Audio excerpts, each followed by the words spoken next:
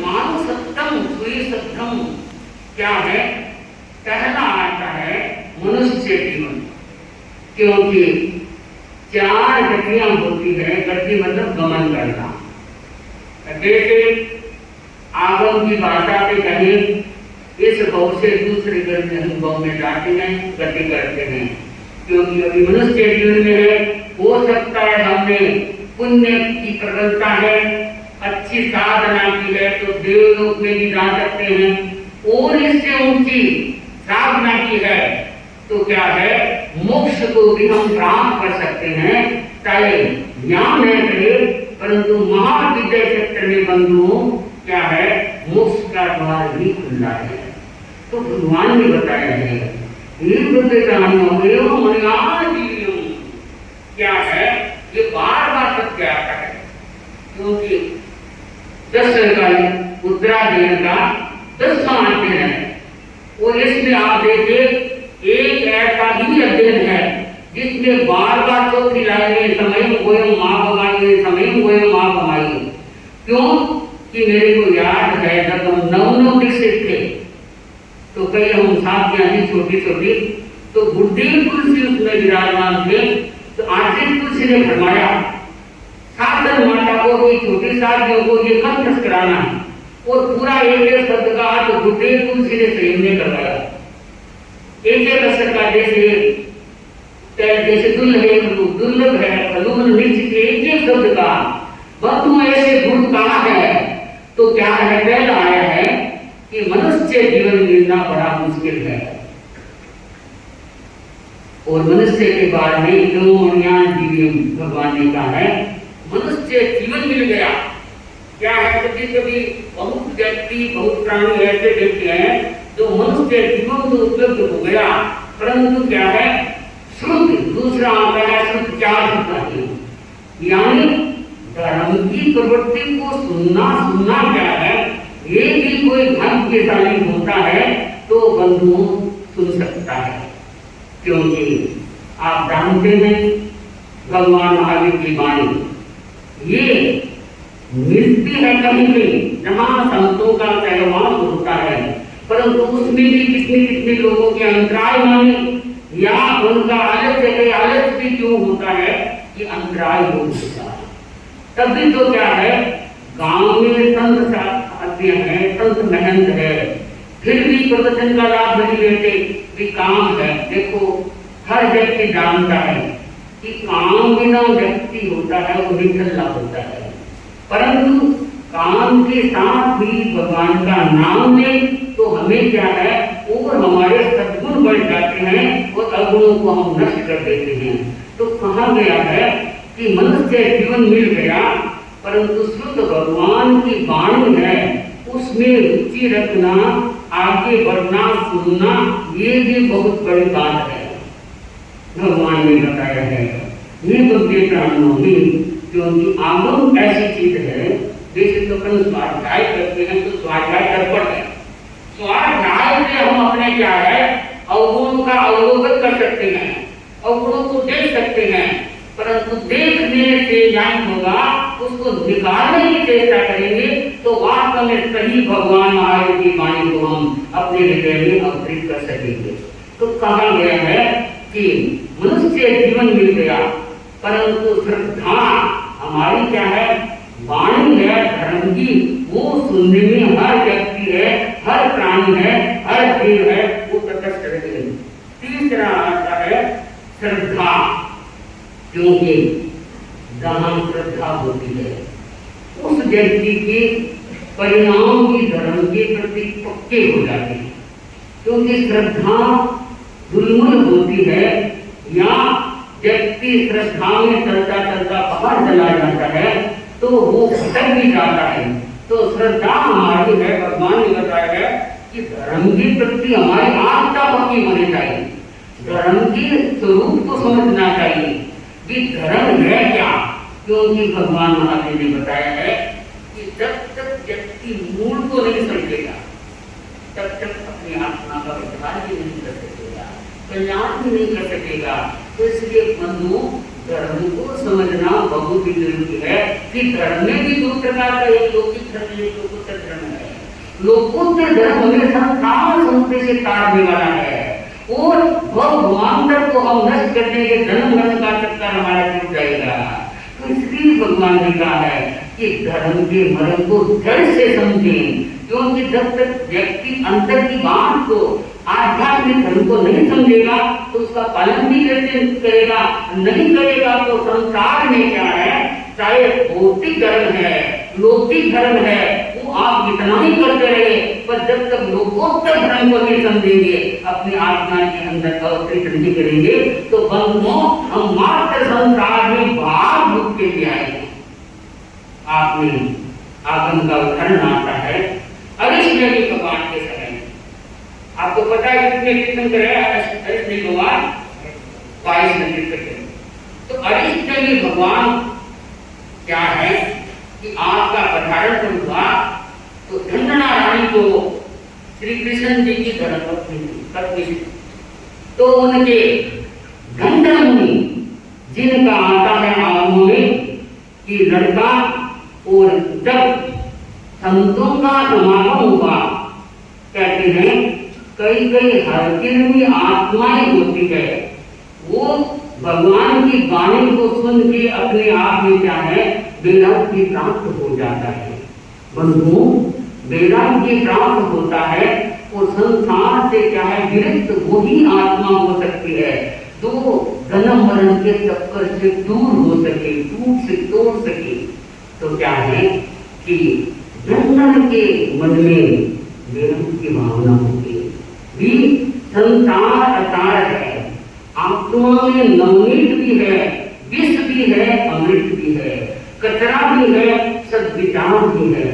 तो धन्वंतरि ने ये सोचा कि मैं संसार में नहीं रहना है, बंधुओं वेदांत की भावना होगी और आज्ञा लेके क्या है, समर्पण में दीक्षा को प्राप्त हो गई। दीक्षा लेना एक बात है, पर दीक्षा के साथ साधना भी होती है।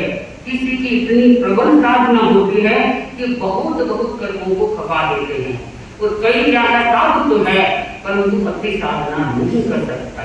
तो इसलिए कहा गया है कि धन्वंतरि ने सहिष्णुता समता का ऐसा कवच को अपनाया, हर क्षण उनके मन में रहता कि मेरे योग से कोई को किसी प्रकार से सूक्ष्म भी दुख न हो, हल्का भी मेरी दृष्टि से कोई को कष्ट न हो।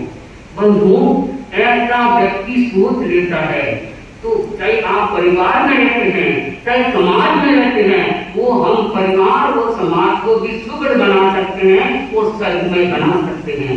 और कई कईयों का ये ध्येय होता है कि मेरा घर तो टूट रहा है तो दूसरे का भी तोड़ना है। तो तोड़ने वाला वो न कभी दूसरों को जोड़ नहीं सकेगा, और दूसरों को तोड़ने का जिसका ध्येय होता है वो स्वयं भी टूट जाता है। तो कहा गया है कि धन्वंतरि के मन में बड़ी वेदांत की प्रबल भावना थी, साधना में रत थे। श्री कृष्ण जी जब दर्शन के लिए गए तो सब संतों के दर्शन देखा तो भगवान से पूछा कि धन्वंतरि का दर्शन नहीं हो रहा है, अगर आपकी कृपा हो जाए तो मैं धन्वंतरि का दर्शन कर सकूं। तो भगवान तो आप जानते थे, तो बताया कि किसी ऐसी बात है, तुम बाहर जा रहे हो, तुम्हारा सामने दर्शन हो जाएगा।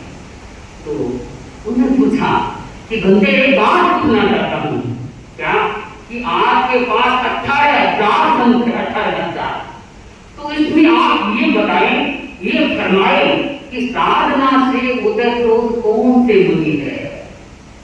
भगवान ने कहा कि धन्वंतरि है, 18,000 संतों में भी उनकी साधना, उनकी सहिष्णुता, उनकी समता अद्वितीय है, बेजोड़ है, वो इतना समताशील है। बंधुओं, ऐसा चाहे आप का ये सुनते हैं तो उनका कलेजा भी ठंडा हो जाता है, क्योंकि तो संसार के लिए क्या है, कौन था, तो बड़े कृष्ण जी खुश हुए और जो ही वहां गए तो धन्वंतरि दीक्षा के लिए उनको पहले दीक्षा से उनका अभिग्रह था कि मैं मेरे ही भाग्य का क्या है, मेरी ही लब्धि का आ रहा है बात तो मैं उपयोग में लूंगा। ये तो कितनी बड़ी बात है। आज तो एक अपन अभिग्रह करके उसको सोचते बैठ जाए तो जल्दी सीख जाए, ये भी एक बहुत बड़ा अभिग्रह होता है। और वो अभिग्रह ने इतना बताया है कि अपन प्रसन्न बनाएंगे। अभिग्रह कोई वाहिगन उपास करते हैं, लगभग तपस्या वाले तो मेरे समझ में करते होंगे। अगर कोई नए करता तो ध्यान दे, तपस्या करने वाला है तो अपने आगमों में आया है कि तपस्या के ऊपर एक कह की जाती है, इसमें बहुत बड़ा लाभ अलग अलग इनका बताया है।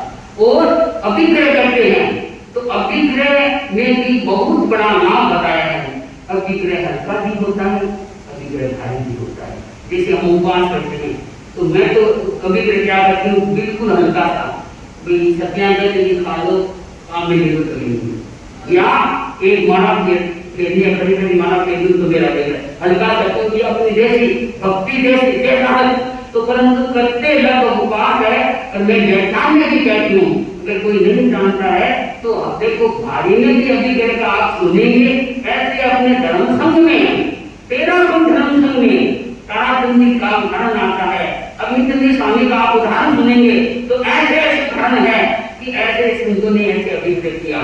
तो क्या है, अभिग्रह है गाइडेंस है जो उपवास करता है, चाहे अपनी माना का करने गांव के साथ उनका दर्शन करके करूंगा। कोई कहेगा कि दूसरी जूता के लिए तो थोड़ा कठिन हो जाता है, साधु न्याय का भूखा देकर नहीं, मेरे करने का मतलब है। तो अभिग्रह तो इनके ये चिंतन था, मंथन था कि मैं कर क्या है, मेरी लक्ष्य का उपलब्ध होगा तो मैं आगे कर दूंगा। ठीक है, तो श्री कृष्ण जी ने देखा कि मुनिराज बता रहे हैं वंदना की आते की वजह से, तो जनता ने बाहर के लोगों ने देखा कि हाँ ये सब लग रहा है मेरा बतूला है और इनका दृष्टि का बड़ा प्रेम है, परंतु उनमें कुछ शक्तियां हैं, कुछ लब्धियां हैं, कुछ क्या है ऐसी ऐसी ऊर्जा है जिससे क्या है श्री कृष्ण भगवान की वंदना की है। तो बंधुओं लोग भावना करने लगे कि हमारे बच्चे भी ग्रहण करें, बड़ों का करें तो कहेंगे आज की बात नहीं है, कहेंगे तो हम इतिहास तो आदमियों को पढ़ते हैं कि बड़े आदमियों का बड़ों का फर्क तो होता है, इसमें तो सदा नहीं है।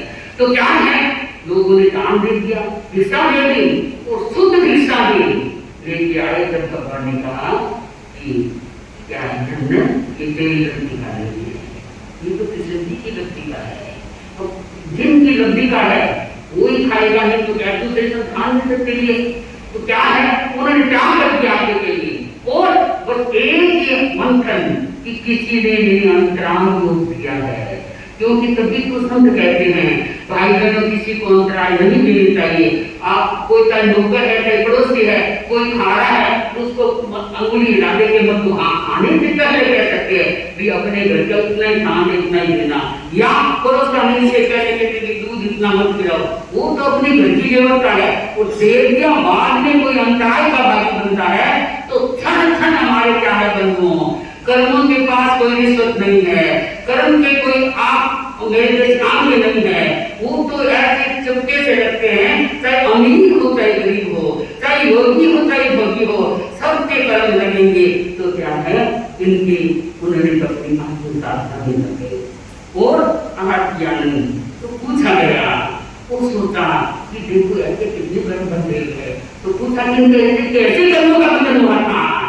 तो बताया गया कि सुनो आप ध्यान दे, क्योंकि कर्मों का बंधन है व्यक्ति पता नहीं किस समय करता है और किस समय में भावों से उदय में आता है, वो तो उनकी आत्मा ही जान सकती है। तो कहा कि ये बंधन है, इसमें कर्म पूर्व में क्या था, ये मगर देश, जहाँ मगर देश में ये क्या है कि दारा था और वहाँ जमीन को हन चल रहे थे, तो हन चल रहे थे। तो इस मगध देश में पराग नगरी में ये गया, मगध देश की पराग नगरी में ये गया और वहां देखा कि 600 तो हल चल रहे हैं, 600 और कितने व्यक्ति है वो हल को चला रहे हैं, किसान। तो ये किसान का अनुचर था, इनका नीचा अनुचर था। तो इसने कहा कि इतने सोच रहे हैं, इतना चल रहा है काम। तो इसने कहा कि देखो समय पूरा हो गया। अब देख भी चाहिए है तिरियन चर्चा क्या भूत तो होती है, क्योंकि भाई बहनों तिरियन है उनको भी भूत तो सबको लगे कि जीव है। अब नैम में ये अपना अंतराय हो कहें या कोई क्या है अंतराय कहेंगे कि नहीं मिल रहा है तो क्या तिरियन का उनके अंतराय भी नहीं है, परंतु धूप तो होती है। कई लोग सोचते हैं कि अभी तो ये घर में कुत्ता है कहीं और अभी बाद में तो अपने को भूख के वजह से इसको लगेगी। तो क्या कहा कि एक काम करो कि एक पूरे जमीन से आटा लगा, एक आटा पूरे जमीन का घुमाव बड़ा लंबी थोड़ी तो जमीन थी, तो इनके कहने से पेड़ भी भूखे लगे और यहाँ दंडन मुनि का कर्मों का बंधन हो गया, अंतराय कर्म का बंधन हो गया। अब आप लगाएंगे कि कर्मों का अनुबंध कैसे हुआ, अशुभ कर्म की साथ में बंधे हुए हैं और इनका प्रायश्चित जब तक नहीं करेंगे तब तक आत्मा का उद्धार नहीं होगा, कल्याण नहीं होगा। तो इसलिए वैष्णवी भगवान ने बताया कि ये पुराणपुर नगरी में क्या है, इस प्रकार से इनके दंडनीय कर्मों का बंधन होता है, बंधन हुआ है। तो आप समझ गए होंगे कि भगवान तो सर्वज्ञ पे बताने वाले थे तो पूरे धोखा बता दिया, हमें कौन बताएगा। कितने हम कर्मों से भारी हो रहे हैं, कितने कर्मों को भाई बहन हम बांध रहे हैं। बात बात में कई ऐसी बात है, बात में निंदा है, बात में चुगली है, बात में किसी के घर को तुड़वाना है। आज आप देख रहे हैं कि इतने घर की सिखावे के कारण घर को उड़ाने के लिए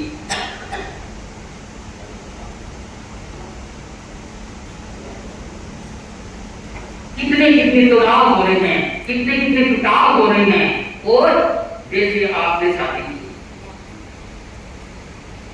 की हो गई शादी, अब जैसे लड़की को चाहे लड़का उनका योग संयोग होता है, बेटा होगा तो पुराने माँ बाप ये शिक्षा देंगे कि भाई जैसा घर है चाहे एक टाइम रोटी दे तो भी एक टाइम रोटी में संतोष करना है, पर आगे कोई प्रकार का बुरा कदम नहीं करना है। परंतु आज क्या है, आज दूसरी शिक्षाएं हो रही है और कहने को भी कोई संकोच नहीं करता। क्या कहते हैं, जानते हो क्या कहते हैं, बोलो क्या शिक्षा देते हो, सब मौन मराठे की खाने मौन हो गए। अपने परिवार को क्या शिक्षा देते हो, बोलो क्या कहेंगे कि तलाक दे दो, घर को छोड़ दो, ससुराल में नहीं रहना है। आज भी अपनी तेरापंथी घरों में भी देख रही है, चाहे जैन समाज को पूरा को अन्य समाज को, तो ये शिक्षा नहीं होनी चाहिए। शिक्षा भाई बहनों, मेरा समय हो रहा है पर मैं एक बात को बताना है, राजन के नाम नहीं बताऊंगी। एक लड़की है, उसने अपने पीर वालों को कहा कि मैं ससुराल में नहीं रहती। क्यों नहीं रहती, इसलिए नहीं रहती मेरे को काम तो ज्यादा करवाते हैं और आगे बाजरे की रोटी ज्यादा देते थे। अपने राजस्थान में चावल कम करते और फुलके भी कम देते, तो बाजरे की रोटी ज्यादा मिलती है, फुलका नहीं मिलता है, इसलिए मैं ससुराल में नहीं रहती। माँ बाप ने क्या कहा, बेटी चाहे बाजरे की रोटी दे चाहे एक टाइम दे, पर तो हम तो हमारे घर को गुजारने हमारे घर को रास्ता नहीं, हम अपने घर में रहते हैं। अगर माँ बाप की इज्जत करनी है, ससुराल वाले की इज्जत करनी है, तो तेरे को काम करना पड़ेगा और उस घर में रहना पड़ेगा। वो सिद्धि हो गई। फिर थोड़े दिन बाद कहते हैं कि मेरे को अकेले को एक कमरा नहीं दे रहे, अपने राजस्थान में माँ या बोलते हैं, तो माँ नहीं दे रहे। माँ बाप ने क्या कहा, मैं सड़कों पे तेरे को संभालने वाले तो बहुत सोचेंगे, चाहे एक कमरा को तेरे को एक संदूक की जगह में वहीं रहना पड़ेगा। ये शिक्षा होती है, वो बर्बाद नहीं होता तो सामने वाले घर को भी बर्बाद नहीं करते। शिक्षा नहीं है भाई, मैं सबको नहीं कहती, कोई अच्छी माँ बाप भी होते हैं तो अच्छी शिक्षा देते हैं, परंतु जब लोग देखते हैं कि बड़ा फुटाव हो रहा है, बड़ा बुराव हो रहा है, तो हम अपने वृत्तियों को संभालें। ये भी कर्मों का बंधन है। किसी के घर को तुड़वाना है, किसी के घर में अशांत वातावरण कराना है, महा भगवान महावीर ने कहा है तंदो का रागाय चिंदम व्यवसाय दोषम चिंताय राम हे राम हे गौतम हे गौतम प्राणियों, राम और देश की श्रृंखला है, उसको जब तक हम नहीं करेंगे तब तक क्या महाकर्मों की अवधि बढ़ती रहेगी। तो भाई बहनों, हमें महापुरुष को नहीं पसंद करना है, संसार से नहीं बचाना है, अपने जीवन को उज्जवल बनाने के लिए, महान बनाने के लिए भगवान महावीर की वाणी को क्या है अपने जीवन में रमाई। तो क्या भगवान ने बताया है तो अपने सुख खड़ा है उसका कल चलेगा, क्योंकि मेरे ऊपर का बख्शान जी है और ये सत्या मतलब अध्यक्ष आपको सूचना भी देंगे और अध्यक्ष जी ने कहा आपको कृष्णानगर से आने वाले तपस्या वाले ठीक आएंगे तो उनका अपने प्रमोद हमें पा देंगे, परंतु मैं 10:05 से ऊपर नहीं करूँगा, मेरा पक्का सोचा हुआ है कि हाँ, तो इसलिए क्या है कि हाँ, तो मैं अपनी बात को यहाँ आप लोगों की बात को